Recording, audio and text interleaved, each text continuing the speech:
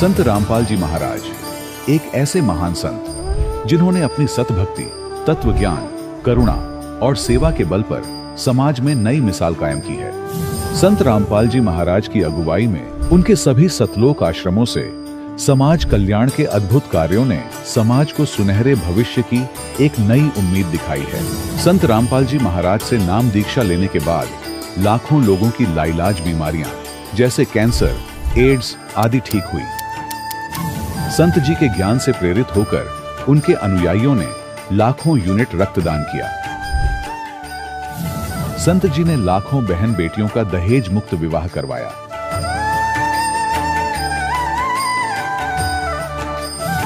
संत जी ने लाखों लोगों का नशा छुड़वाया, करोड़ों उजड़े परिवार बसे। संत जी के आश्रमों में समागम के दौरान निःशुल्क नेत्र चिकित्सा, दंत चिकित्सा प्रदान की जाती है। संत रामपाल जी महाराज द्वारा समय समय पर पर्यावरण संरक्षण के उद्देश्य से बड़े स्तर पर वृक्षारोपण किया जाता है। संत जी ने जरूरतमंदों को तत्काल राहत पहुंचाने के लिए एम्बुलेंस सेवा शुरू की। संत जी अपने अनुयायियों को देहदान के लिए प्रेरित करते हैं, जिससे मानवता की सेवा और चिकित्सा क्षेत्र में सुधार हो सके। संत रामपाल जी महाराज के सभी आश्रमों में हर रोज निःशुल्क भंडारा आयोजित किया जाता है, जहां हर वर्ग, हर जाति और हर धर्म के लोग एक साथ बैठकर भोजन करते हैं।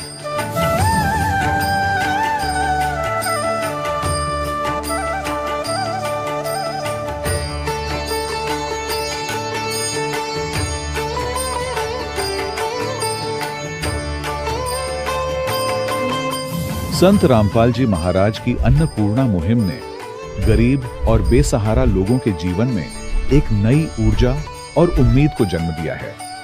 घर घर खाद्य सामग्री और जरूरी मदद पहुंचाकर संत रामपाल जी महाराज ने लोगों को दुख और मजबूरी से लड़ने की ताकत प्रदान की है।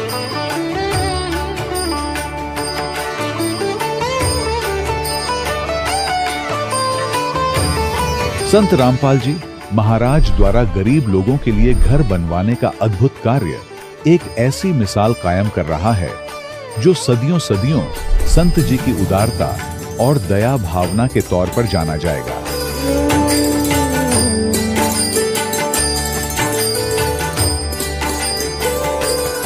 संत रामपाल जी महाराज के आश्रम में हजारों बुजुर्गों को सम्मान और प्यार के साथ जीवन जीने का अवसर मिलता है।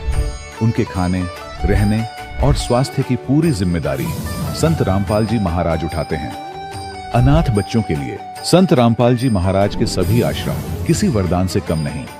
यहाँ उन्हें शिक्षा, संस्कार और भविष्य के लिए बेहतर अवसर प्रदान किए जाते हैं।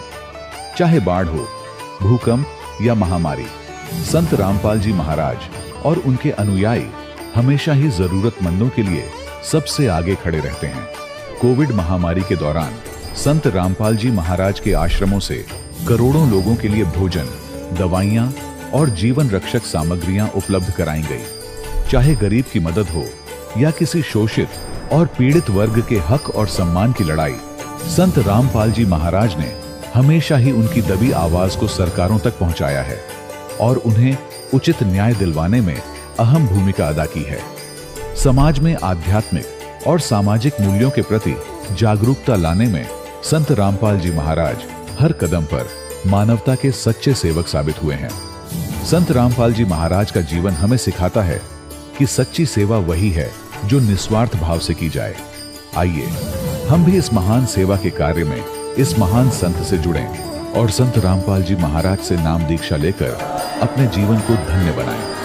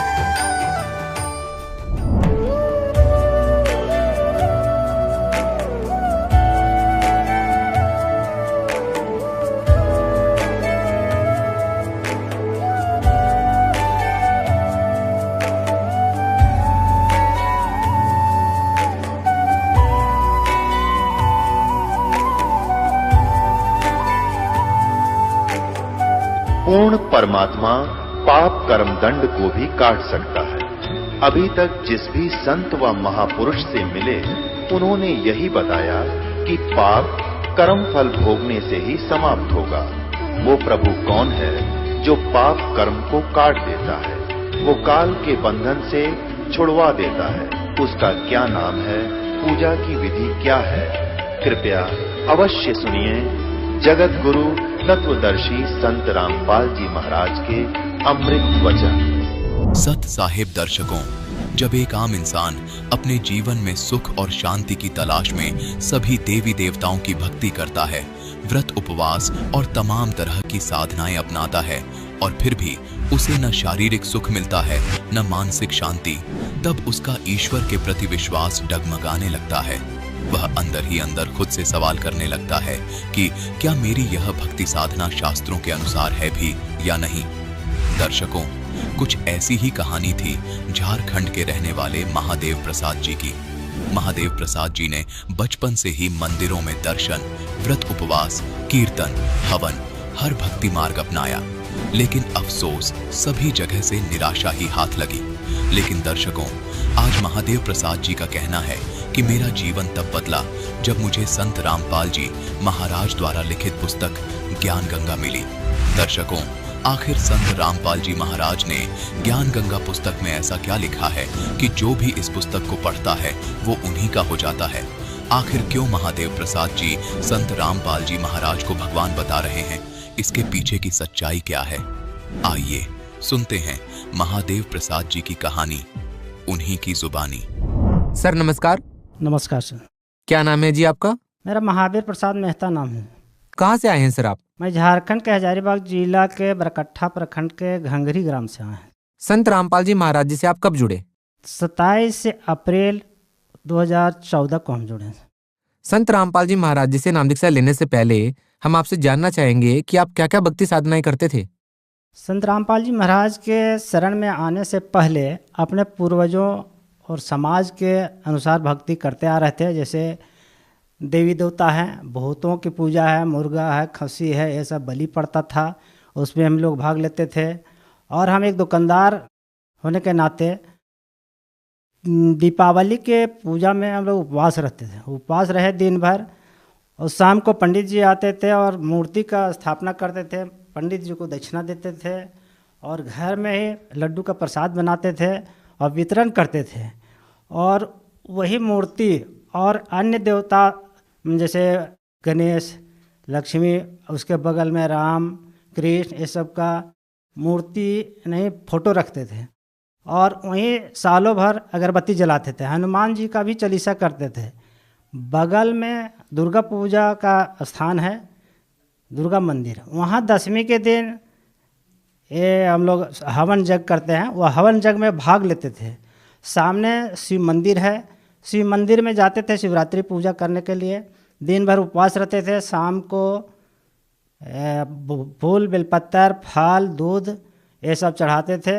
और फिर इसी तरह से पूजा चल रहा था। और फिर वैष्णो देवी गए, पूरब में काली घाट गए और दक्षिण में बालाजी, तिरुपति, बहुत से मंदिरों में हमने पूजा की। पश्चिम में स्वर्ण मंदिर गए। सब ये सब पूजा हम लोग करते करते मैंने ये उम्र बीत गया। 60 साल का उम्र लगभग बेसी हो गया है। यही सब करते रहते थे। संत रामपाल जी महाराज जी से आप कब जुड़े? संत रामपाल जी महाराज के शरण में ज्ञान गंगा पुस्तक मिलने से आया। हमारे बगल के एक लड़का ज्ञान गंगा लेते आ रहा था। हमने देखा तो कि हमको इसको लाओ, हम पढ़ के दे देंगे। वो हमको दे दिया और उनको पढ़ने लगे तो लगा कि ये टीवी पर भी आ रहा है चैनल इनका, तो टीवी पर भी देखने लगे। तो लगा कि सत्य ज्ञान बता रहे हैं। और पहले हम अन्य संतों का सुनते थे, देवकी नंदन का सुनते थे और सबका सुनते थे। तो उससे इनका जब ज्ञान जब सुनने लगे, शास्त्र के अनुसार बताने लगे, तो हमारे यहाँ गीता थी तो गीता से मिलान करने लगे। तो कहें कि सत्य बात ये तो बता रहे हैं। फिर इंटरव्यू इनका भी सुने, इनका भगत का, और किताबें भी मिलाया तो देखें सत्य है। तो हमने सोचा कि दिल्ली तरफ इनका आश्रम है, जाना चाहिए। तो दिल्ली तरफ तो हमको देखा हुआ नहीं था, लेकिन रिलेशन दिल्ली में रहते थे। तो उनको फ़ोन किए तो बोले आ जाओ, भेज देंगे, हरियाणा नज़दीक के हैं। तो हमने दिल्ली चल गया, और दिल्ली चल गया तो वो अपना गाड़ी से, कंपनी के गाड़ी से बरवाला भेज दिए, और भेज दिए तो वहाँ देखे अंदर में जाकर के बहुत चहल पहल थी, और सब नामदान ले रहे थे। बहुत से भगत बैठ करके नामदान भर रहे थे, नामदान लेते। हमने लिस्ट देखा, वहाँ आपका प्लेट लिखा हुआ, क्या क्या हमको ये मांस नहीं खाना है, और ये सब भक्ति मालिक का करना है, ये सब हम देखे तो हम सोचे ये सत्य ज्ञान है, इसमें नाम लेना था, और तुरंत नाम ले लिए। संत रामपाल जी महाराज जी से नाम दीक्षा लेने से पहले हम आपसे जानना चाहेंगे कि आप क्या क्या भक्ति साधनाएं करते थे। तदवशी संत मिल गए हैं तो लाभ का तो अपार हमको मैंने मिल गया। पहले का जो कठिनाई था सब दूर हो गया, और अब जो है सो आनंद का जीवन मिला और सत्य भक्ति मिला। जो हमारा मार्ग, मनुष्य का मार्ग जो रहना चाहिए वो मिल गया। जैसे बचपन में हम पढ़ते थे, उस समय बच्चों के साथ हम लोग बोला बोली करते थे कि परमात्मा मिल जाएंगे, भगवान मिल जाएंगे तो क्या मांगोगे, तो बोलते थे कि नहीं मोक्ष मांगे। मोक्ष मतलब जानते नहीं थे कुछ, न भगवान के बारे में जानते थे, लेकिन ऐसा बोलते थे। लेकिन मालिक का ऐसा दया हुआ कि परमात्मा हमको मिल गए, और परमात्मा मिलने के बाद दुकान में जो बरकत हुआ वो और अवर्णनीय है। जैसे हमारी पत्नी का किडनी में पथरी हो जाता था, 1998 में उनका किडनी का ऑपरेशन करवाएं, काफ़ी पैसा लगा। फिर दवा खिलाते खिलाते रहते थे, फिर हो जाता था। फिर 2010 में किडनी फिर हो गया पथरी, तो 2010 में तोड़वाएं तो किडनी पर असर पड़ गया। किडनी पर जब असर पड़ गया तो किडनी वाला डॉक्टर के पास गया। डॉक्टर को बोला कि नहीं किडनी डैमेज हो रहा है, जाओ भिलोर जाओ। तो भिलोर हम लोग चल गए, और भिलोर से चेक करवाए तो बोला किडनी दोनों फेल हो चुका है, इनको किडनी ट्रांसफ़र करवाने के लिए 8 लाख रुपया लगा। मेरे पास तो पैसा था नहीं, अब सोचे कि यहाँ क्या करें। तो लास्ट में देवी देवताओं के पास गए, वही वैष्णो देवी यहाँ वहाँ सब, तो कुछ नहीं मिलने को अंत में वो लास्ट कर गई, डेथ कर गई। समझे, छोटे छोटे 4 को बच्चे थे हमारे, लड़की एक लड़का था। लड़का पढ़ रहा था और लड़की सब पढ़ रही थी, लेकिन सहारा हमारा एक दुकान था जिसमें हमारा पूंजी तो बीमारी में ही चल गया था। अब हमको रोने के अलावा और कुछ नहीं था कि कैसे बचें अब।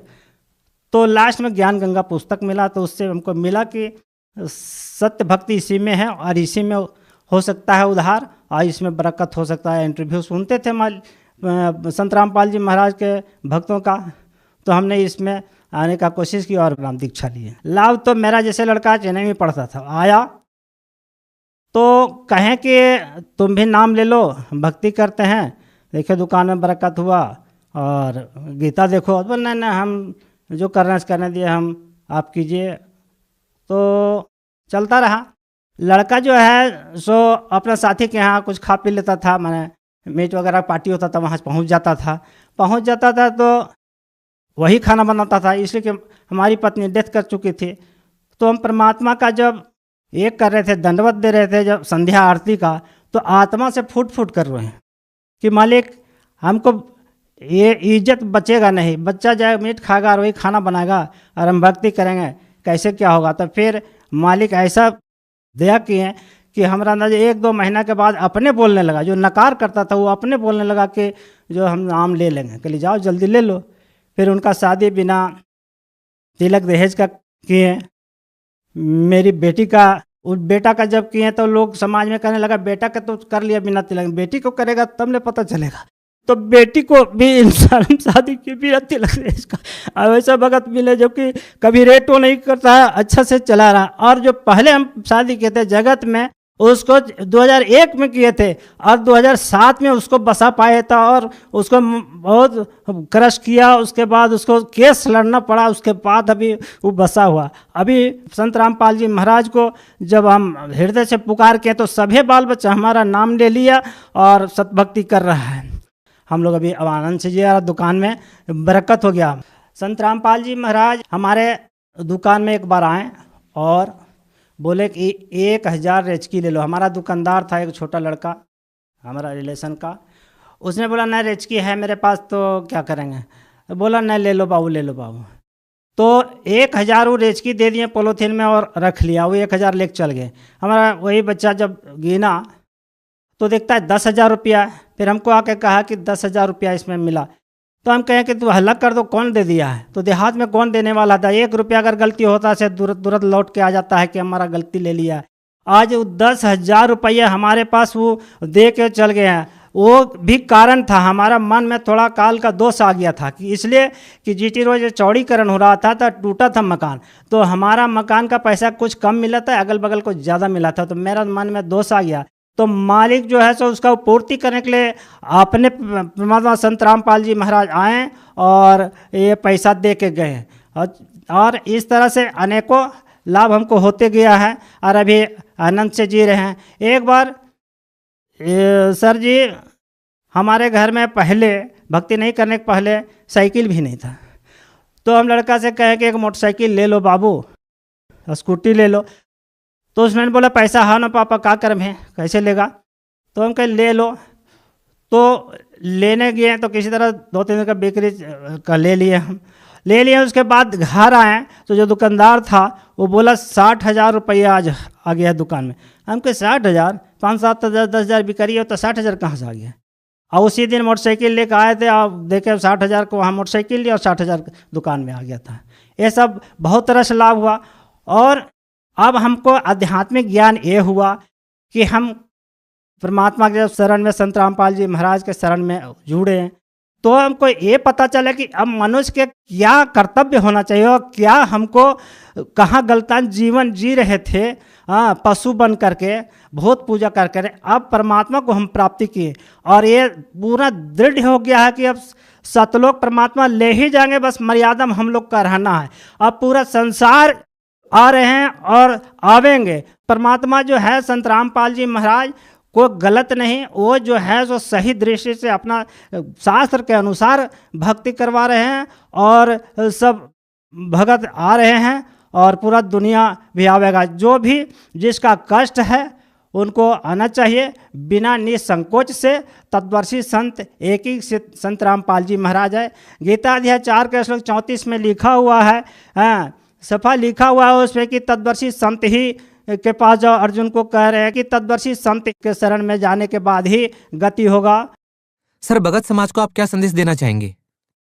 भगत समाज को पूर्ण परमात्मा ही संदेश दे रहे हैं, रोज टीवी पर उनका आ रहा है। संत रामपाल जी महाराज खोल खोल के किताब से बता रहे हैं कि तत्वर्षी संत के शरण में जाने से ही मुक्ति होगा और मनुष्य शरीर मिला है मुक्ति पाने के लिए। संत रामपाल जी महाराज बताएं तो गीता जी भी देखें कि उसमें लिखा हुआ है कि पूर्ण संत अगर मिल जाए मनुष्य को तो मुक्ति संभव है। और ये कलयुग में ये संत रामपाल जी महाराज ये एक संत हैं जो सही भक्ति बता रहे हैं, सत्य भक्ति बता रहे हैं। झारखंड के जो लोग हैं वो यदि संत रामपाल जी महाराज से नाम दीक्षा लेना चाहें तो वो उनसे नाम दीक्षा कैसे ले सकते हैं? संत रामपाल जी महाराज का सत्संग विभिन्न चैनलों पर अभी आ रहा है और सोशल मीडिया पर भी उनका आ रहा है।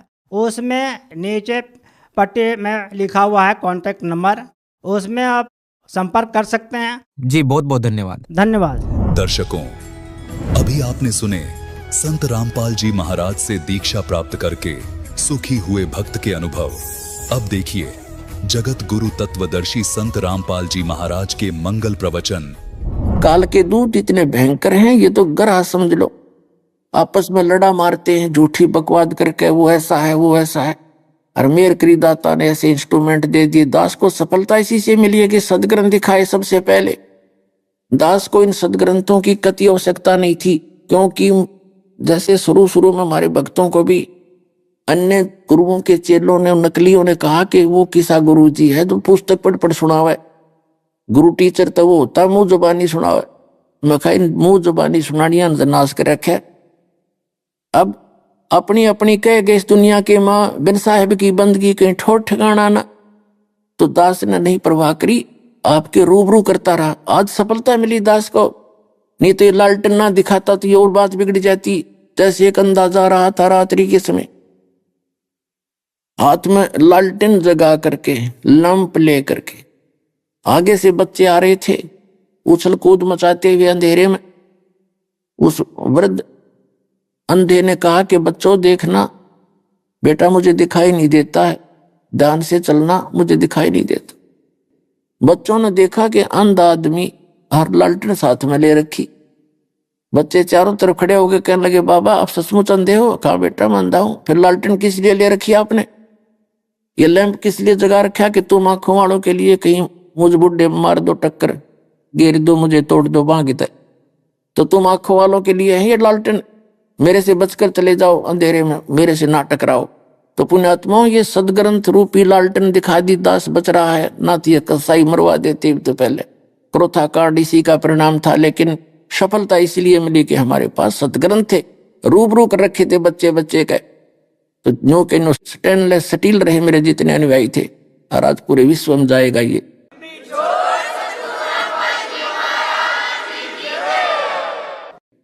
अब देखिएगा ये श्रीमद देवी भागवत, देखिएगा सचित्र मोटा टाइप हिंदी, गीता प्रेस गोरखपुर से प्रकाशित है। और परमात्मा चाहने वाले हिंदुओं के घरों पर यह लगभग रखी पाओगी। ये है संक्षिप्त श्रीमद देवी भागवत सचित्र मोटा टाइप, केवल हिंदी, हनुमान प्रसाद पोदार, चमनलाल गोस्वामी, और गीता प्रेस गोरखपुर से प्रकाशित है। इसके 123 पृष्ठ पर पढ़ने पर्याप्त है। 123 पृष्ठ, तीसरा स्कंद, संक्षिप्त देवी भागवत। तुम शुद्ध स्वरूपा हो, यह सारा संसार तुम ही से उद्भासित हो रहा है। मैं ब्रह्मा और शंकर हम सभी तुम्हारी कृपा से विद्यमान हैं। हमारा आविर्भाव माने जन्म, तिरोभाव माने मृत्यु हुआ करता है। हमारा तो जन्म मृत्यु होता है, केवल तुम ही नित्य हो, जगत जननी हो, प्रकृति और सनातनी देवी हो। भगवान शंकर बोले यदि भगवान विष्णु तुमसे ही प्रकट हुए हैं तो उनके बाद उत्पन्न होने वाले ब्रह्मा भी तुम्हारी बालक हुए, फिर मैं तमोगुणी लीला करने वाला शंकर क्या तुम्हारी संतान नहीं हुआ? अर्थात मुझे भी उत्पन्न करने वाले तुम ही हो। शिवे, संपूर्ण संसार की सृष्टि करने में तुम बड़ी चतुर हो। शिवे, शिवे भी कहा इसको। इस संसार की सृष्टि, स्थिति और संहार में तुम्हारे गुण सदा समर्थ हैं। उन्हीं तीनों गुणों से उत्पन्न हम, तीनों गुणों, रजगुण ब्रह्मा, सतगुण विष्णु, तम गुण शिव जी, उन्हीं तीनों गुणों से उत्पन्न हम ब्रह्मा, विष्णु एवं शंकर नियमानुसार कार्य में तत्पर रहते हैं। अब इससे 4 कंसेप्ट क्लियर हो गए। नंबर 1 ब्रह्मा विष्णु महेश नासवान है, और नंबर 2 दुर्गा इनकी माता है। नंबर 3 प्रकृति दुर्गा को कहते हैं, और नंबर 4 रजगुण ब्रह्मा, सतगुण विष्णु, तमगुण शिव जी, और नंबर 5 के ये केवल आपको वर्क डन दे सकते हैं, नियमित कार्य। जैसे आपके नियमित में, आपके संस्कार में दुख है तो दुख मिलेगा, सुख है तो ये सुख दे देंगे, इसमें कोई परिवर्तन नहीं कर सकते। आप सुना भी करते थे एक लोकवेद गीत, लोकगीत के जैसे कर्म करेगा वैसे फल देगा भगवान, और यू है गीता का ज्ञान। गीता का ज्ञान तो दास बताओगा, वो है गीता का ज्ञान। तो ये भगवान इतने ही थे, ये जैसा कर्म करा है वैसा ही दे सकते हैं। लेकिन यदि हमारे संस्कार में दुख है और वो दुख है निवारण नहीं हुआ, तो भक्ति में रुचि कैसे बनेगी प्राणी की? वो भक्ति कर ही नहीं सकता। तो काल ने तो जो जाल फैलाया था इसी तरीके से कि सब नास्तिक हो जा, भक्ति करे नहीं, इन बकवादा में अपना जीवन नाश करके यहाँ कोठी बंगले बना, फैक्ट्री ला, हेलीकॉप्टर में धक्के खा कर ये फिर मर जा, फिर गधे बने अंडे। तो इसका तो ये फार्मूला है। परमात्मा ने दया कर रखी है। ई पुण्यात्माओं, ये वो प्राइम टाइम आ गया, यो मोक्ष युग है आपका, मुक्ति युग समझ लेना। अभी तक तो भक्ति युग कहा करते, यो मुक्ति युग आ गया। और ईब आपका बहुत आसानी से मोक्ष होगा, पर थोड़ी सी सावधानी रखियो। भक्ति करना, बकवाद त्याग देना। जैसे कोई बच्चा कॉलेज में, स्कूल में, विद्यालय में बकवाद करता है, दारू पीवे, सिनेमा देखकर वो काम करे नहीं। देखो विद्यार्थी जीवन में बड़ा संयम रखना पड़ता है, तभी वो सफल होता है। फिर आगे जाकर ठाठ मिलते हैं उसको वहां के वर्क डन के। तो अब इस भक्ति मार्ग में आप लगे हो, विद्यार्थी हो, क्योंकि आपको ये ड्रेस न्यारी मिली है और इस ड्रेस को प्राप्त करके आदमी केवल बकवादों में लग रहा है तो विद्यार्थी ठीक नहीं है। ये जो मनुष्य जीवन जिसको मिला है, पूरी पृथ्वी पर जितने भी प्राणी हैं, चाहे वो किसी धर्म मजहब के हैं, वो सारे विद्यार्थी हैं। और जो विद्यार्थी भक्ति नहीं करता, आगे जाके उसको अंडरस्टूड है उस विद्यार्थी के लिए के बना कर। जैसे दास को पता है, एक व्यक्ति कह रहा था, एक सड़क पर मिट्टी डाल रहा था और वहीं का एक्सीडेंट आ गया। उसके जाने के बाद वो चेकिंग करके चला गया, तब वो व्यक्ति बता रहा था कि ये मेरा सहपाठी था, ये तो पढ़ा करते राम बकवाद करा करते। आज मेरे बच्चे तक मिट्टी में लेटे हुए वहीं पर, और 2 रोटी नहीं, शरीर पर कपड़ा डंका नहीं।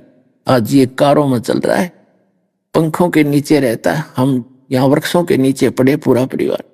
तो वो समय को रो रहा था उस समय कि मैं भी अगर पढ़ लेता तो आज मुझे भी ये सुख होते। तो पुण्यात्माओं, ऐसे पछताना पड़ेगा आप जी ने, जया भक्ति नहीं करी, मनुष्य जीवन को बर्बाद करके गधे कुत्ते बने का, फिर आपने नो पछताना पड़ेगा। कोई बालका का चला खेल नहीं, हमारा कोई दादालाई काम नहीं था। परमात्मा ने विशेष रजा बख्शी है दास पे, और ये विशेष से काम सौंपा है, और रजा परमात्मा की दास ने भी सिर धड़की बाजी ला के इसको सफल करने की जितनी जीव की ताकत होती है अपनी पूरी कोशिश की है, और आज ये सफल हुआ है। रजा कबीर भगवान की है, आपके ऊपर मेहर है।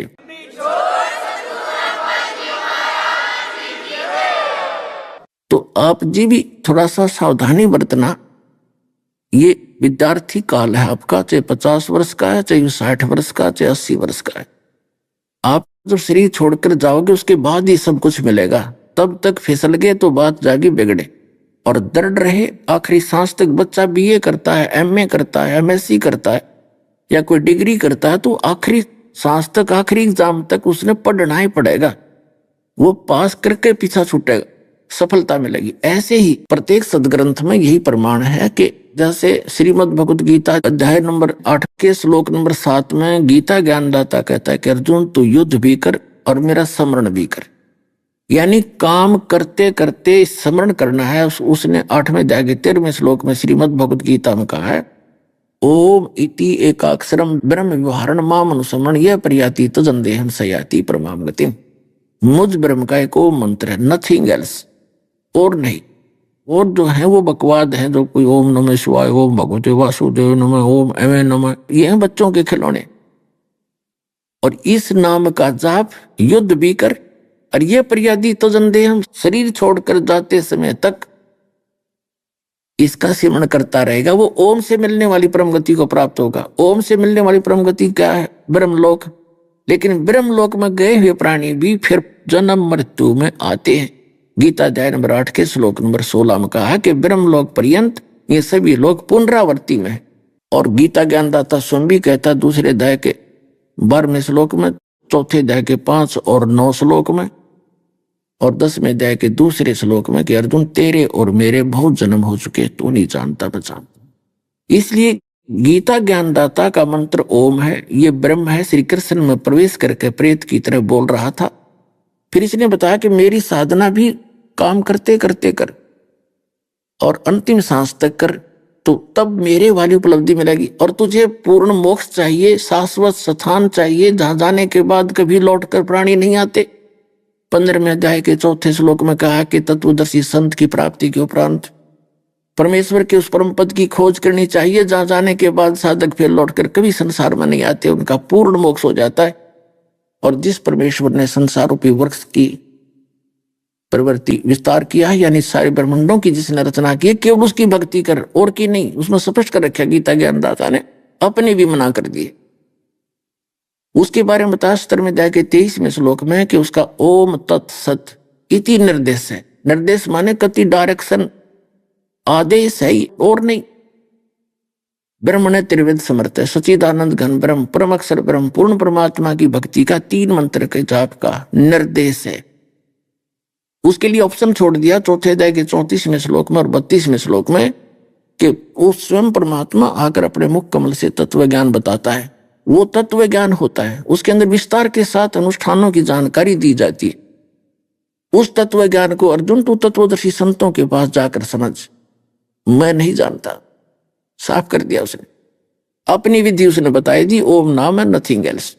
5 यज्ञ हैं, ये कर और ओम नाम का जाप कर, उसे ब्रह्मलोक प्राप्ति। ब्रह्मलोक में गए हुए भी पुनर्जन्म में 18वें अध्याय के 62वें श्लोक में और 66वें श्लोक में गीता ज्ञानदाता अपने से अन्य उस परम अक्षर ब्रह्म की शरण में जाने को कहता है कि अर्जुन तू सर्वभाव से उस परमेश्वर की शरण में जा, उसकी कृपा से तू परम शांति को और सनातन परम धाम को प्राप्त होगा। कहता है मेरी शरण में रहेगा तो युद्ध करना पड़ेगा, और जहां युद्ध वहां शांति नहीं। और ये ओम शांति के, ओमकार शांति का तो खड़ा एक्सीडेंट है। ओम से शांति 7 जन्म नहीं हो सकती, ये तो काल का नाम है। अग्नि से शीतलता नहीं हो सकती, बर्फ से शीतलता हो सकती है। तो पुण्यात्मा, हम बगैर ज्ञान के अभी तक ऐसे ही भटक रहे थे। इन नकली गुरुओं ने हमें भ्रमित कर रखा था। फिर बताया है कि 18वें अध्याय के 66वें श्लोक में कि सर्वधर्मान परित्यज्य माम एकम शरणम व्रज, ओम तत्सत से जो लाभ मिलेगा। ओम तत्सत ये पूजा नहीं हमारी, ये तो एक साधना। जैसे हमने जल निकालना पृथ्वी से, वो कीर पाए पर वो हैंडपंप लगाएंगे ऊपर, वो हमारा पूज्य नहीं है, वो तो हमारा प्रोसेस है, प्रोसीजर है, वो तो उपकरण है। उन उपकरणों के बिना वो जल ना मिले, वो हमारा पूज्य है। पूज्य हमारा सत्पुरुष है और वांछित वो हमारा वहां का सुख है। तो उस सुख की और उस सतलोक परम पुरुष की प्राप्ति के लिए हमने ये उपकरणों का प्रयोग करना है, इस 3 मंत्र के जाप का। और फिर जो पहला मंत्र आपको दिया जाता है वो आपको यहां तक ठीक करेगा, उसके बाद फिर इनका काम शुरू होगा। तो गीता ज्ञानदाता कहता है कि इस ओम तत्सत में एक मेरा भी मंत्र है। तो सर्व धर्मान परित्यज माम, मेरे सतर की जो तूने कमाई की है ओम नाम की, और तत् और सत ये सांकेतिक है, ये कोड वर्ड है इस दास के पास, पृथ्वी पर नहीं किसी के पास। तो कहती ओम नाम का जाप तो मुझे छोड़ देना। हम क्या करते रहे पहले, ओम नाम का जाप और ये 500 यज्ञ करके हम ऊपर के लोकों में ब्रह्मलोक में चले जाते। इसने वहां एक नकली सतलोक, ब्रह्मलोक में नकली अलखलोक, अगमलोक, अनामी लोक तक की रचना झूठी कर रखी है हमें मूर्ख बनाने के लिए, और हमारी पूंजी का वहां नाश करवा देता ज्यादा सुख सुविधाएं दे करके। और वहां इसने अपना टैक्स रखा, किसी में 10%, किसी में 15%, किसी में 25%। तो ये इस हमारी कमाई से स्वयं भी सेठ बना रहता है, अपना काम भी नीचे अटकलबाजी से चलाता है ये कंगाल। और हम अपनी पूंजी नाश करके फिर यहाँ 84 लाख योनियों में धक्के खाते रहे। क्योंकि जैसे होटल में जाता सेठ व्यक्ति, कुल्लू मनाली चला गया गर्मियों में, 50,000 रुपये ले गया, 1 महीने में खर्च हो गए, और फिर मुंह लटका के आया अपना कर्म क्षेत्र में। अगले वर्ष मनमाने ना दाव लगे 50,000 के बचने का, इतना टोटा हो जा ना जा सके वहीं सड़ता रहे। तो ये तो ऐसे स्वर्ग और महास्वर्ग इन इसके ऐसे हैं। और वो सतलोक सदा सुख, वहां कोई दुख नहीं किसी बात की। वहां जाने के लिए इन 3 मंत्रों की विशेष जो है ना योगदान है इनका।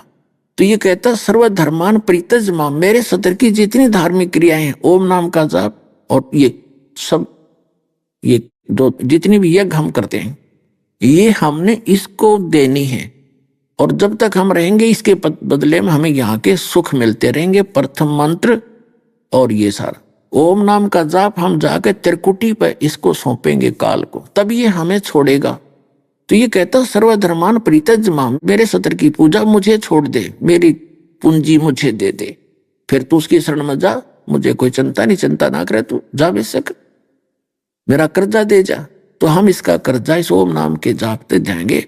और बीच में जो तत् और सत हैं ये 2 सांकेतिक हैं। तो एक यहां से हम जब चलेंगे इस काल के लोक से आगे चलेंगे तो 7 शंख ब्रह्मांड का एक और क्षेत्र है, जिसका किराया हम इस तत् मंत्र से उसका पूरा करेंगे। फिर सत मंत्र वो सार नाम है, वो हमें सतलोक में स्थायी स्थान दिया होगा, ऐसे मोक्ष प्राप्ति होगी। तो ये क्या बताता है कि जैसे सभी संतों ने परमात्मा की भक्ति बहुत आसान बताई है। यजुर्वेद अध्याय नंबर 40 के मंत्र नंबर 15 में कहा कि ओम कर्तु समर कल्बे समर कर्तुम समर। ओम नाम का जाप मेरे, ये तो वेद ज्ञानदाता भी वही है और गीता ज्ञानदाता भी वही है। फिर इसने कहा कि मेरे सतर का जो ओम नाम का जाप करना है तो काम करते करते सिमरण कर, विशेष कसक के साथ सिमरण कर, और मनुष्य जीवन का परम कर्तव्य जान के, क्योंकि मनुष्य जीवन भक्ति के लिए मिला है, इसलिए श्रवण करें। फिर बताया कि वायु अनिलम अमृतम अथिदम भस्मांतम शरीरम, जब तेरा शरीर नष्ट होगा, भस्म होगा, उसके बाद तुझे इस ओम नाम के जाप से जो अमृतो प्राप्त होना है वो उससे होगा, जैसे ब्रह्मलोक प्राप्ति होती। और ब्रह्मलोक में गए हुए प्राणी भी वापस आते। फिर 40 में जाके 17वें श्लोक में इस वेद ज्ञानदाता स्पष्ट करा है कि वो पूर्ण परमात्मा तो प्रोक्ष है, वो तो गुप्त है, और मैं ब्रह्म हूं, मेरा ओम नाम है, मैं ओम खम्भ ब्रह्म, मैं ब्रह्म हूं और दिव्य ब्रह्म लोक रूपी दिव्य आकाश में रहता हूं, और वो परमात्मा गुप्त है। उसके लिए 40 में जाए कि 10वें श्लोक में यजुर्वेद में कहा है कि उस परमात्मा के विषय में भाई कोई तो असंभवात कहता है कि वो जन्म नहीं लेता, कभी उत्पन्न होता ही नहीं। कोई संभवात कहता है कि राम और श्री कृष्ण जैसे ये 8-9 अवतार उसी के आते हैं। तो वास्तव ज्ञान वो तत्वदर्शी संत बताओगे वो संभवात है, क्या संभवात है, वो अवतार धारण करता है या कोई और है, वो तत्वदर्शी संत बताओगे, उसकी पूरी जानकारी उनसे सुन ले। वेद ज्ञानदाता ने पल्ला झाड़ दिया, गीता ज्ञानदाता हुई, इसने कह दिया कि उसकी जानकारी चौथे अध्याय के 34वें श्लोक में कि उस तत्वदर्शी संतों को पूछ ले। और कुरान शरीफ का ज्ञानदाता जो मुसलमान भाई एक होली बुक मानते हैं, उसका ज्ञानदाता भी यही है। ये उसमें एक सूरत फुरकानी नाम का एक अध्याय है, 25 नंबर है उसका, उसमें 52 से 59 उसके श्लोक हैं। 52 से 59 श्लोकों में स्पष्ट कर दिया है कि वो कबीर नामक परमात्मा है। और ये काफिर उसको मानते नहीं जो आन उपासना करते हैं। तो हजरत मोहम्मद जी से कहा कि तय उनकी बात मनाना, उनके साथ दृढ़ रहना, संघर्ष करना, उनकी बात मत मानना, लड़ना नहीं। और ये वही है जिसने 6 दिन में सृष्टि रची, 7वें दिन तख्त पर जावे राजा। और ये आपने बंदों के गुनाहों से खूब खबरदार है, ये पाप नाशक है, सबको सुख देने वाला है। और उसकी खबर किसी बाखबर से पूछो तो वो कुरान शरीफ का ज्ञानदाता भी उस पूर्ण परमात्मा अल्लाह अकबर से परिचित नहीं है। तो परमात्मा कबीर जी ने कहा था, मेरे साथ 2 भाई, मैंने सब जग भूला पाया, सारी सृष्टि भूली पाए, किसी को भी ज्ञान नहीं। जिन सदग्रंथों को सर्वधार्य कर आज तक हम पढ़ रहे थे, उन्हीं का उनको ज्ञान नहीं। तो याद दया करी इस दास पे और मेहर करी आपके ऊपर, आप तक यू ज्ञान पहुंचाना था। न तो पुण्यात्मा कोई ना समझे, जो ये सदग्रंथ ये उपकरण आपके सामने ना होते तो आप क्लियर दिखा देता दास, ये देखो ये यहाँ लिखा। फिर घर जाकर देखते हो सबके सदग्रंथ सबके घर उपलब्ध है, जिनको भगवान चाहिए, नहीं तो बाजार में उपलब्ध है आज तक, उनसे मिला लेते हैं। तो उसका परिणाम आप देख रहे हो, उमड़ उमड़ कर आ रहे हैं भगत परमात्मा के बच्चे। हम युगों से भटक रहे हैं उसके लिए जो आज आपको मिलने जा रहा है भक्ति युग में।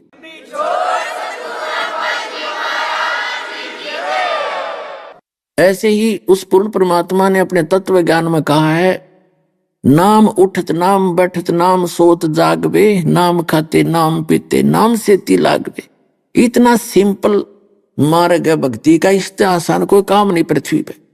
एक रोटी बनाने के लिए बहन कितना सामान जोड़ती है, कितना चूल्हा लाओगी, कितना गैस या लकड़ी इकट्ठी करेंगी, फिर चमटा पलटा, फिर कटोरी गिलास पतीला, सब्जी काटे प्याज काटे, पता नहीं कितने तरह के जुगाड़ जोड़ कर 2 रोटी दोनों टाइम बनानी पड़ती हैं। और कति आलस नहीं, और करना पड़ता है, कितना कठिन काम है।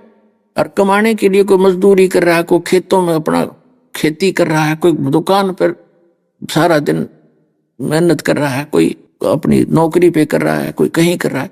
तो 1-2 रोटी के लिए, एक पेट के लिए और आत्म कल्याण के लिए कुछ भी ना करना, इसी काम में करते करते उस मालिक को याद रखे। इसमें तो नो उठाकर चीज नो भी ना धरनी, इधर से उधर भी ना करनी, जीव भी ना हलानी, इतना आसान काम। आराम डले डोन पर ला दिए, खड़े होकर तब करो, कोई एक टांग पर खड़ा होकर तब कर रहा है, कोई व्रत रखा है, कोई उड़ा पेट पलनिया घूम रहा है। चलो पेट पलनिया भी घूम रहा, जाके तो वस्तु मिलती हो तो हमने तो मार्ग ही गलत था, हमारा प्रोसेस ही गलत था, विधि ही गलत थी, वस्तु मिले कैसे। तो अब आपके ऊपर मेहर कर दी दाता ने। कहते हैं कबीर साहब ने कहा कि 9 मन सूत उलझिया, 9 मन सूत उलझिया, ऋषि रहे जखमार, और सतगुरु ऐसा सुलझा दे उलझ रहा दूजी बार। ये 9 मन सूत उलझा रखा था इन अज्ञानियों ने। परमात्मा कपड़ा बुनते थे और जुल्हाए खूब परिचित हैं उस समय के। कोई बूढ़ा जीवित होता है, उनको पता है कि एक शेर 1 किलो सूत उलझ जाता, उसका सारा दिन लग जाता उसको सुलझाने में, क्योंकि जब उसने जल्दी करा तो टूट जाता, गांठ लगे। गांठ लगी तो धनी ले नहीं उसने, नो कहते ने मेरा नाश कर दिया, बुनाई ठीक नहीं करी, तो उसका गांठ भी नहीं पड़नी चाहिए, इसलिए उसको धीरे धीरे सुलझाने में सारा दिन लग जाता उसकी दाढ़ी। तो परमात्मा कहते न तो 9 मन सूत उलझा कर डाल रखा है। आप अपनी दत्त कथा सुना के 9 मन सूत उलझिया ऐसी रहे झकमार, और सतगुरु ऐसा सुलझा दे उलझा न दूजी बार। अब अध्यात्म मार्ग ऐसा सुलझा दिया है, इस कलयुग में नहीं उलझेगा भक्ति, कोई करियो चाहे ना करियो।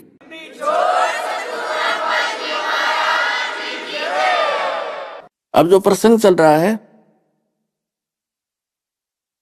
अब हम इन ब्रह्मा विष्णु महेश जी को अविनाशी मानना करते हैं।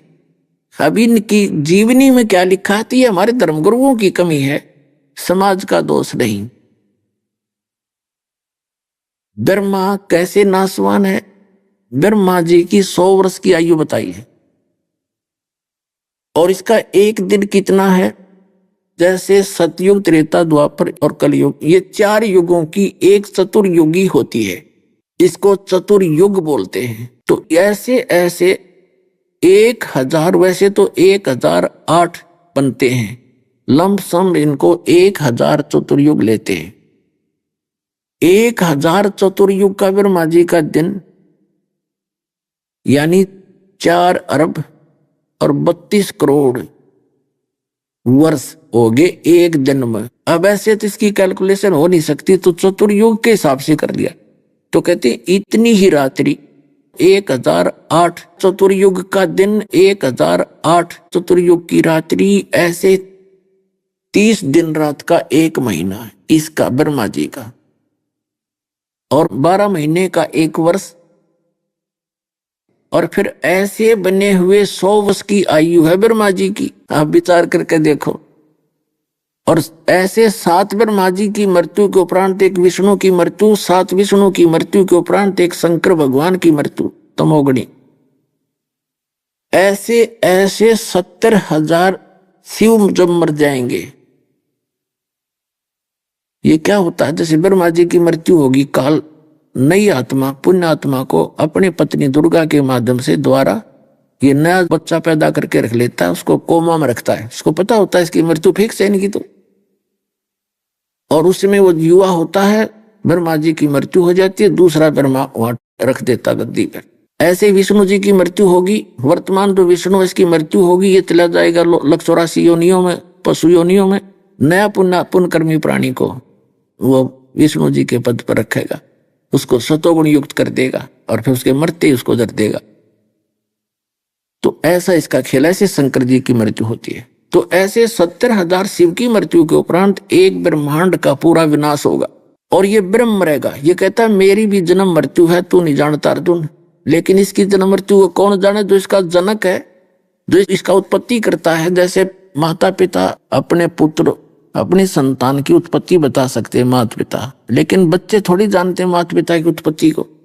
तो सबका जो पिता है कबीर परमेश्वर, अल्लाह अकबर, परम अक्षर ब्रह्म, उसने आकर बताई इनकी सारी कहानी, इसकी ये सती थी, इसकी ये सती थी, और वो यहाँ सद ग्रंथों में मिली। तो 70,000 बार जब त्रिलोकीय शिव मर जाएगा, उसके बाद एक ब्रह्म मरेगा, इसका यहाँ शरीर छूट जाएगा, दुर्गा भी मरेगी, 21 ब्रह्मांड के सभी प्राणी नष्ट हो जाएंगे, और ये पृथ्वी वगैरह सब नाश हो जाएगा, ना ग्रह रहेंगे। ये सब 5 तत्वों के अंदर अपने अपने अलग अलग बट जाएंगे, इनमें इतनी बुरी तरह आग लगेगी, खत्म हो जाएंगे। फिर ये सारे प्राणी दूसरे ब्रह्मांड में चले जाएंगे। वहां जाते ही क्या होता है कि इस दुर्गा और काल का वहां जाते ही ऐसा फलो इस मालिक का नियम है, उस परम अक्षर ब्रह्म, वहां जाते ही इनका दोनों का युवा शरीर बन जाता है। और जब ये मरते हैं, जलते हैं इस आग के अंदर, तो इनकी हाहाकार मच जाती है, बुरा हाल हो जाता है, तड़फ तड़फ कर मरते हैं। जैसे हमारी मृत्यु होती है, हम कितने दुखी होते हैं, माँ के गर्भ में कितना तंग होते हैं, बाहर आते फिर भूल जाते। तो वहां जाकर फिर ऐसी शीतलता, फिर ये दूसरे ढंग से फिर नए सिरे तो उस ब्रह्मांड में फिर सृष्टि शुरू होती है।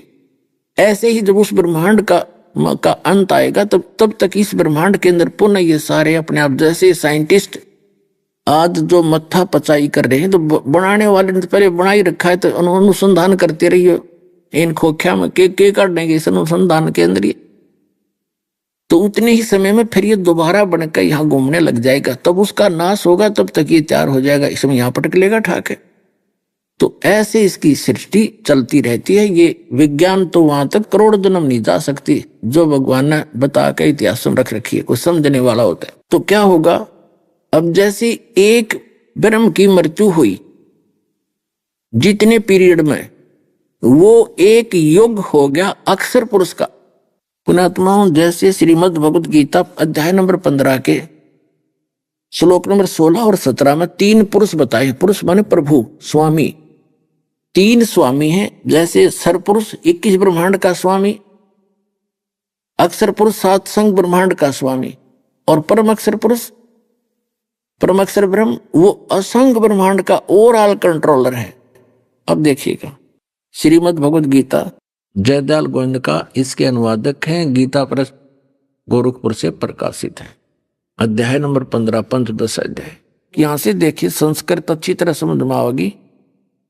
दिवौ इमौ पुरुषौ लोके, इस लोक में 2 पुरुष हैं, 2 परमात्मा हैं, एक सरपुरुष एक अक्षर पुरुष। इस पुरुष को हम यहां दोनों जगह लगा देंगे, सरपुरुष और अक्षर पुरुष। और इसी प्रकार नासवान, सरकार तो होता नासवान, अक्षर होता विनाशी। सर्वाणी भूतानि कटुष्ट अक्षर उच्यते।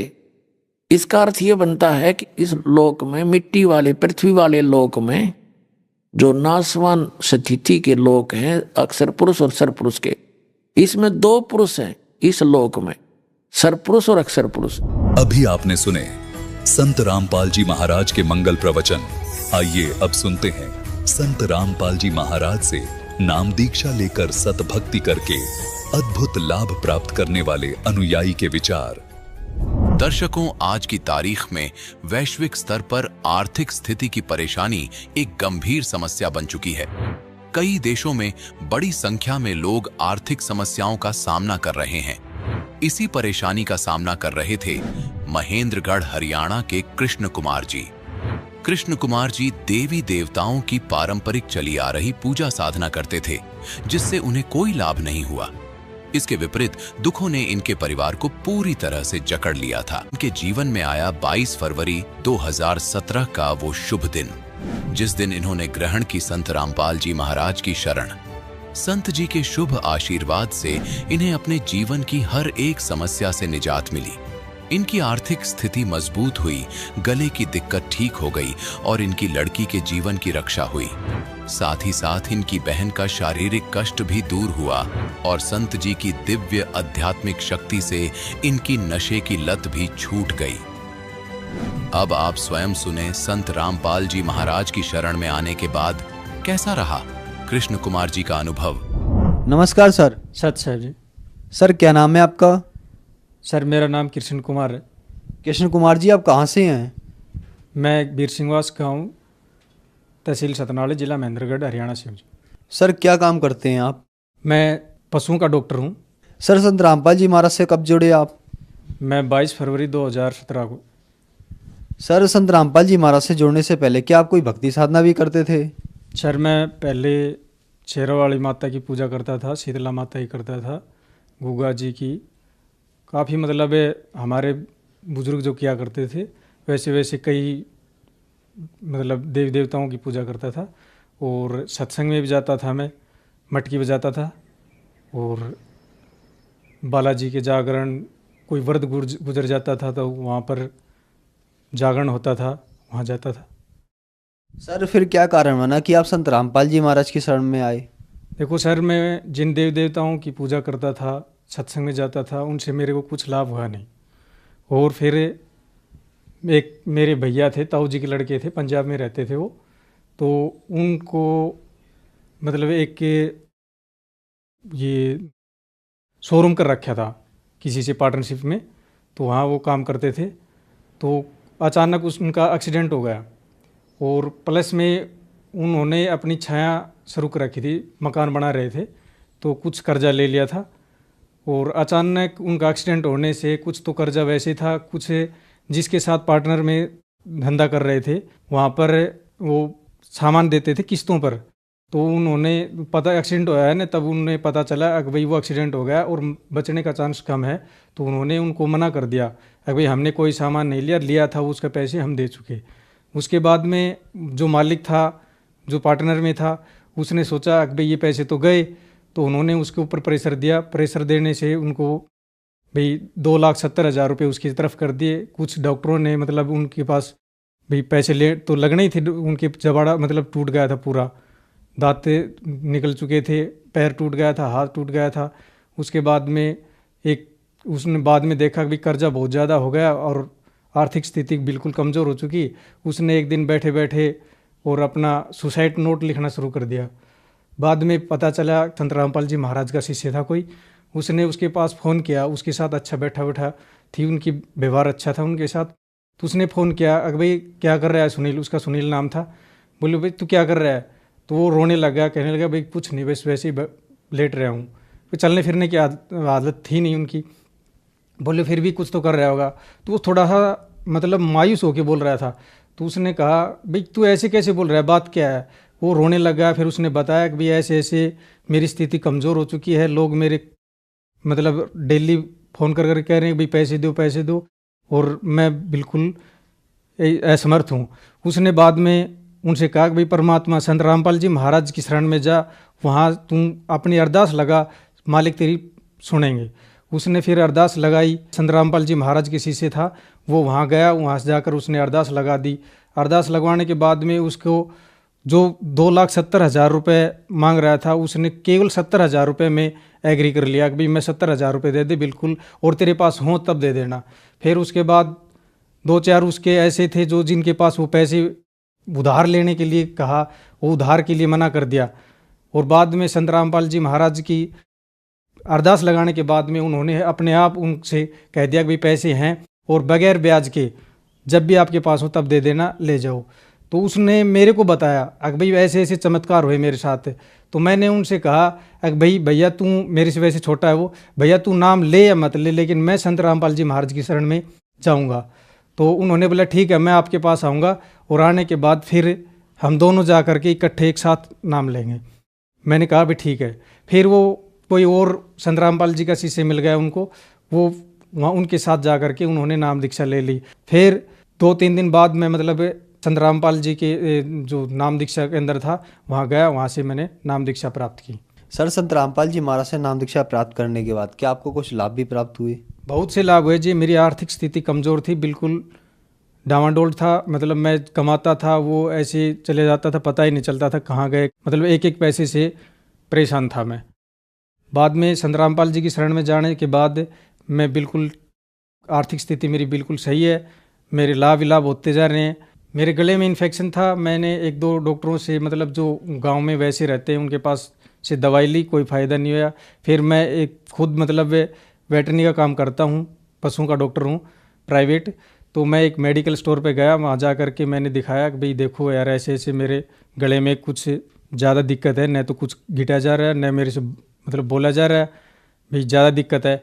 तो उस मेडिकल स्टोर वाला भी मतलब अच्छा वो था, वो कुछ प्राइवेट मतलब ऐसे मरीज़ देख लेता था। तो उसने देख करके बताया भी डॉक्टर साहब आपके तो ज़्यादा इन्फेक्शन है। तो उसने कुछ दवाइयाँ दी और लिक्विड बेटाडीन वगैरह दिया, भाई इससे कुरला करना, ये दवाई लेना। मैंने वो लेने शुरू करी तो उससे मेरे और ज़्यादा बढ़ता चला गया, कोई फ़ायदा नहीं हुआ उनसे। फिर एक संत रामपाल जी का शिष्य मेरे पास आया, भगत जी आया, उसने कहा भाई आप वहाँ जाइए इशार और वहाँ जा कर के दंडवत करिए गुरुजी से और आपके समस्याएं हैं बिल्कुल ठीक हो जाएगी। मैं गया, वहाँ जा कर के मैंने दंडवत प्रणाम किया और मैं जा कर के 10 मिनट बाद में ही मेरे अंदर गले के अंदर 2 चीरे से लगे और अंदर से बहुत सा मतलब मवाद वगैरह निकला और बिल्कुल साफ़ हो गया।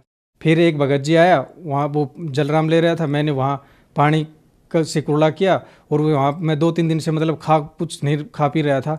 फिर मैं जा करके एक चाय और एक बिस्किट का पैकेट लिया और मैं चाय बिस्कुट खाया, बिल्कुल स्वस्थ रहा मैं। फिर मेरी लड़की थी, उसको एक जहरीला होता है नवेला जो सांप को ही मार देता है, वो मेरी बच्ची को मतलब 1.5 साल की बच्ची थी, गेट पर बैठी थी, वहाँ की उसको मतलब पकड़ लिया। दूसरे जो लोग आ गए उन्होंने आकर के उनको डंडी से मतलब उसको छुटवाया, उसने छोड़ा भी नहीं। आज मेरी बच्ची बिल्कुल स्वस्थ है। मेरी माता जी थी, बहुत ज़्यादा बीमार रहा करती थी, वो बिल्कुल स्वस्थ है। उसका एक साइड का हिस्सा मतलब दर्द रहता था एक साइड में, वो आज बिल्कुल सही है। मेरी सिस्टर थी, वो उसने आज मतलब अब तो नाम दीक्षा ले रखी है, संत रामपाल जी की शरण में है। पहले वो नाम दीक्षा भी नहीं थी और उसने मतलब उल्टियाँ लग गई थी, 7 दिन तक उल्टियाँ नहीं रहती, न कुछ खा सकती थी न कोई पी सकती थी। डॉक्टरों से गोली लेती, गोली लेने के बाद भी उल्टी लग जाती थी, इंजेक्शन लगाते तो भी उल्टी लगती थी, ग्लूकोज वगैरह चढ़ाई, मतलब खूब कोशिश की। फिर जो ये छाना सेवड़े होते हैं जो मान ले भक्ति साधना करते हैं, कोई माता शेरा वाले की, कोई बालाजी की, उनके पास मतलब खूब दिखाया, कोई फ़ायदा नहीं हुआ। लास्ट में मेरी सिस्टर मेरे से कहने लग गई कि भैया आप संत रामपाल जी महाराज की कोई सत्संग वगैरह लगा दो, शायद हो सकता है मैं ठीक हो जाऊं। मैंने कहा भाई तूने उपदेश तो ले ही नहीं रखा, ऐसे कैसे ठीक हो जाएगी। बोले मेरा दिल कहता है हो सकता है मैं ठीक हो जाऊं, मैं संत रामपाल जी की शरण में चली जाऊं। मैं ठीक है, मैंने जो ही सत्संग लगाया और उसके बाद में उसने पानी का गिलास लिया और पानी पीना शुरू कर दिया। सत्संग सुनती रही और पानी पीती रही, वो बिल्कुल उल्टी नहीं लगी। उसके बाद में उसने हमारे जीजा जी से उनके पास फ़ोन किया कि भाई मैं बिल्कुल स्वस्थ हूँ। वो अपने गांव से चल कर आया, आकर के बोले मेरे सामने कुछ खाए पिए तो मैं जानूँ। उन्होंने फिर उसके सामने चाय और बिस्किट लिया, वो बिल्कुल उल्टी नहीं पड़ी। उसके बाद में संत रामपाल जी की शरण में वो भी आ गई और मेरे जीजा जी भी आ गए, बिल्कुल संत रामपाल जी की कृपा से बिल्कुल स्वस्थ हैं। बहुत से चमत्कार हुए हमारे और लाभ तो संत रामपाल जी की कृपा से होते ही रहते हैं। आर्थिक समस्या थी वो सही है, आज मकान भी मेरा पूरा है, पूरा मकान बन चुका है संत रामपाल जी की कृपा से, आज मौज ही मौज है। सर क्या आप नशा भी करते थे? हाँ जी, मैं नशा करता था, गुटखा वगैरह खाता था और हुक्का बीड़ी पी लेता था। आज बिल्कुल संत रामपाल जी की शरण में जाने के बाद मेरा नशा बिल्कुल छूट चुका है और मैं खूब कोशिश की गुटखा वगैरह छोड़ने की, लेकिन नहीं छोड़ पाया। संत रामपाल जी की शरण में गया, उस दिन मैं जिस दिन नाम दीक्षा लेने के लिए तो उस दिन भी मैं गुटखा खा रहा था। एक संत रामपाल जी का शिष्य था, वो कह रहा था भाई ये इसको डाल दे, फेंक दे। मैंने कहा यार छूटता तो नहीं, पर मैंने जो ही उस नाम स्थल की तरफ मतलब कदम रखे, अचानक मेरे मन में ऐसे हो गया भाई इसको फेंक दे। मैंने वो पुड़िया थी मेरे पास, जो पाउच थी वो भी मैंने बाहर फेंक दी और जो मुख के अंदर ले रखे थे वो बाहर फेंक करके कूड़ा किया मैंने और गया। उस दिन से संत रामपाल जी की कृपा से मैं कोई नशा नहीं करता। सर संत रामपाल जी महाराज से नाम दीक्षा लेने के बाद आपको बहुत सारे लाभ प्राप्त हुए, तो जो श्रद्धालु आज आपको देख रहे हैं उनके लिए आप क्या कहना चाहेंगे? देखो मैं कह रहा हूँ कि भाई जो भी श्रद्धालु हैं, जो भी मान ले भगत, ये किसी के भी भगत हैं, उनसे मैं एक ही अनुरोध करता हूँ कि भाई ये जो नकली ये जो धर्मगुरु हैं इनको छोड़ करके संत रामपाल जी की शरण में आइए और अपना कल्याण करवाइए। सर आप कैसे कह सकते हैं कि संत रामपाल जी महाराज ही असली सदगुरु हैं? ये संत रामपाल जी महाराज हमारे जो वेद शास्त्र हैं, हमारे सदग्रंथ हैं, उनके अनुसार ही भक्ति बताते हैं, ये इनके विरुद्ध भक्ति नहीं है। सर संत रामपाल जी महाराज से कैसे जुड़ सकते हैं? संत रामपाल जी महाराज से जुड़ने के लिए हमारे टीवी चैनल पर प्रोग्राम आता है, वहाँ पर एक पीली पट्टी चलती है, उसमें कॉन्टैक्ट नंबर होते हैं, उन पर फ़ोन करिए और उनसे जुड़ने के लिए संपर्क करके और अपनी पुस्तक वगैरह मंगा करके और उनसे जुड़ें। धन्यवाद सर। अच्छा।